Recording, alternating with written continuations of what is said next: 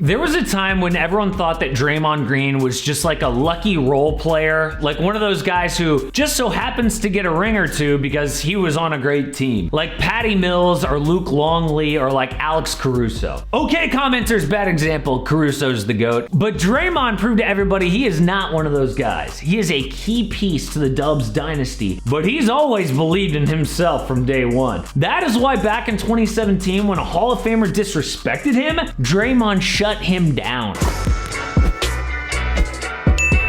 That Hall of Famer was Paul Pierce, and he got under Draymond's skin by claiming that he couldn't guard Blake Griffin.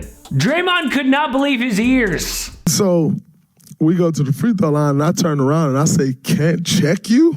And he was like, "Yeah, you can't check him. You a bum." And I'm like, "A bum, huh?" He was like, "Yeah, you a bum. You don't even belong on the court. If you wasn't on this team, you wouldn't be beat." And that was a common dish about Draymond back in those days. People have underrated him his entire life. I mean, he was younger than most kids when he was playing ball growing up, and trash talk was just a normal part of the game. Dude was like an overweight, awkward-looking player. I mean, does this kid look like a future NBA Hall of Famer? No, but he was super skilled. People doubted him because of his looks. So that background, plus his mom's influence, made Draymond the cocky, confident player that Paul Pierce messed with that day. So Draymond fired back, and he knew exactly what to say because he is a master trash talker. Pierce was at the end of his career playing for the Clippers. It's always been popular for legends to get like a farewell tour. Guys like Dwayne Wade, Dirk Nowitzki, and one of Paul's rivals, Kobe Bryant. So, Draymond reminded Paul Pierce, yeah, you're not on that level. Chasing that farewell tour, they don't love you like that. You can't get no farewell tour, they don't love you like that. You ain't got that type of love. You thought you was Kobe? That was savage because it was true. Paul Pierce has always thought that he was better than he actually is. He claimed to have had a better career than Dwayne Wade, and he told the Celtics not to run an Isaiah Thomas tribute video when they were going to retire Paul Pierce's jersey after the game. Reminding Paul Pierce he is not on Kobe's level was the perfect trash talk that Draymond could have picked in that moment. Now, Pierce, of course, claims, "Oh, I didn't even hear Draymond." He says only after the game did he hear about it, so he tweeted this. 73 wins and you thought you was gonna win a title that year. 3-1 lead. Oops. Yep, he went there. The ultimate diss to the Dubs because they lost partially because Draymond Green kicked LeBron in the nuts. So, because Paul Pierce went there, it wasn't over. Not even close. Draymond kept the beef going by making a claim that was even colder than what he said on the court. Draymond fully explained what he meant by the Kobe comparison. He said that Paul Pierce wasn't actually that good of a player at all when you really look at it. Don't get me wrong, Pierce was a damn good player.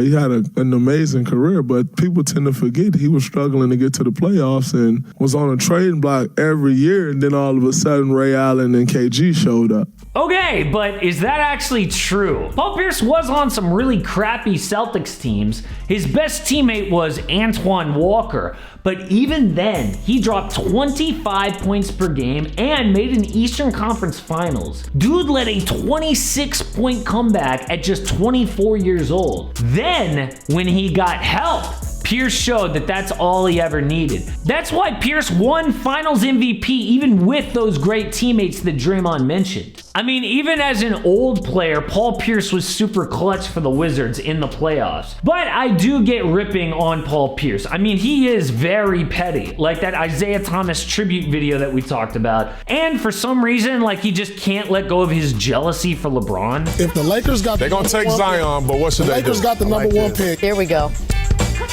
I would trade LeBron James.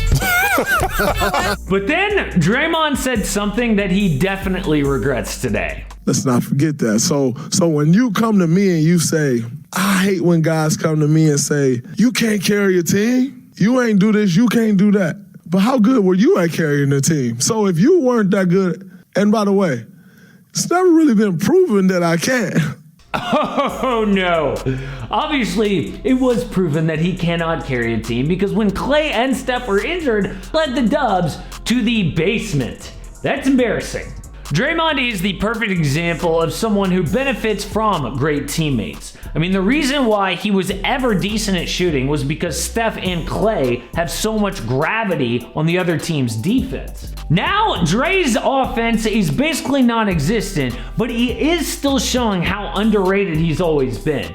Dude is a quarterback of the defense, he's an elite playmaker, and that's just the tangible things. Never mind being the heart and the voice of the Dubs. Honestly, both guys here were dead wrong in this trash talk. Yeah, Pierce didn't deserve a farewell tour, but he is a Hall of Famer. Just because you can't carry a team by yourself doesn't mean you're a scrub.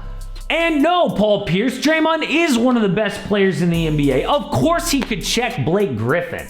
But the most underrated story that I have heard in the NBA in a long, long time is what happened to James on Curry. Because I've heard this story a lot that, yeah, he had the shortest NBA career of all time of 3 seconds, which is true. But what happened to him after that is both heartbreaking and inspiring. Check it out.